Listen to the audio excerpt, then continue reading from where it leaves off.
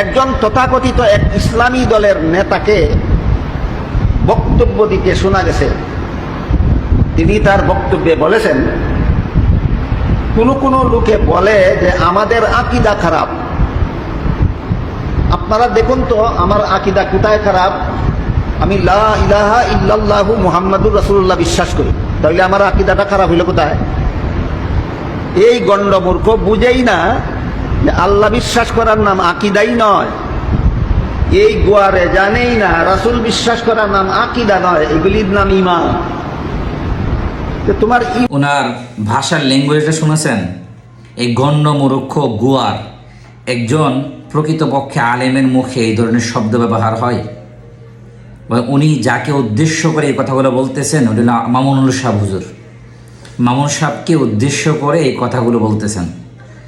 মানে মামুন সাহেব হলো গণ্ডমূর্খ গোয়ারে এই ধরনের শব্দ উনি ব্যবহার করতেছেন। আচ্ছা বলেন, একজন আলেমের ভাষা কেমন হতে পারে?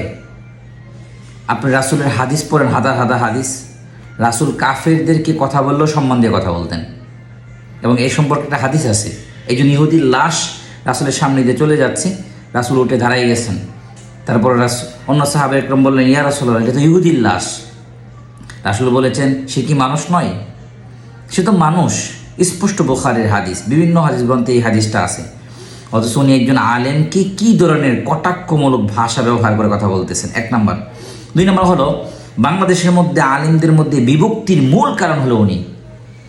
ওনার মতের বিরুদ্ধে, আদর্শের বিরুদ্ধে, উনি যেটা বুঝছেন ওই বুঝের বিরুদ্ধে কেউ কথা বললে তাদেরকে উনি মূর্খ মনে করে এবং তাদেরকে ইহুদি খ্রিস্টানদের দালাল মনে করে। আপনারা অতীতে ওনার অনেক বক্তব্য দেখবেন।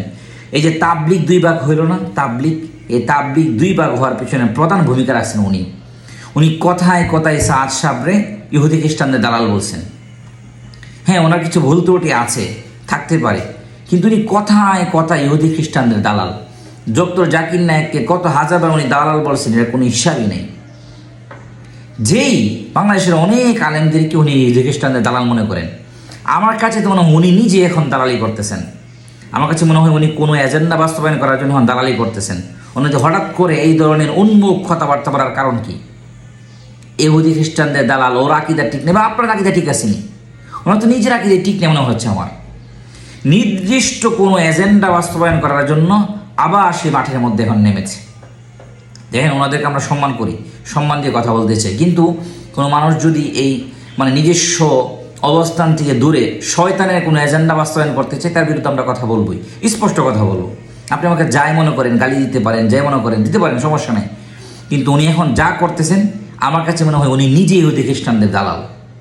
এই ধরনের দালালে চলতে থাকলে আমরা কথা বলতেই থাকবো ইনশাল্লাহ। এই জন্য বলতেছেন, এই ধরনের তথাকথিত আলেমদারের নামদারি বা টেগ লাগিয়ে এখন উম্মার মধ্যে বিভক্তি সৃষ্টি করতে চাই, এদের থেকে উম্মার দূরে থাকা উচিত। এবং ইয়াং যুব সমাজকে বলবো, এদেরকে আপনারা বয়কট করেন, চূড়ান্তভাবে বয়কট করেন। আল্লাহ বোঝার তৌফিক দান করুন।